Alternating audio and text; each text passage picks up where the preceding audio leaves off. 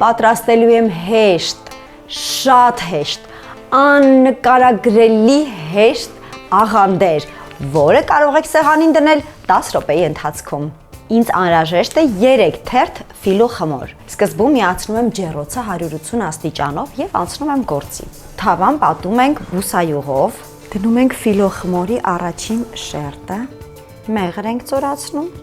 դնում ենք երկրորդ շերտը եւ կրկին պատում ենք մեղրով։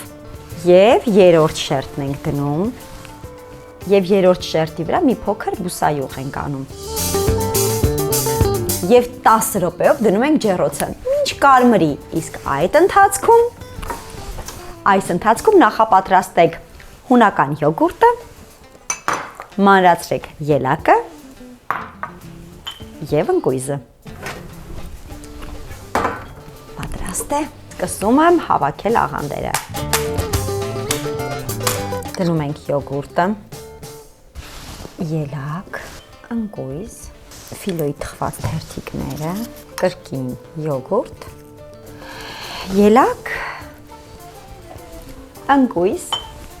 եւ կարող եք թարմություն հաղորդել դաղցի 1 տերևով։ Վերջ, սեղմեք զանգի կոճակը, սրտիկ եք ուղարկեք այս բաղադրատոմսը հեշտ աղանդերներ սիրող ձեր ընկերոջը, իսկ ես գոհ եմ ինձանից։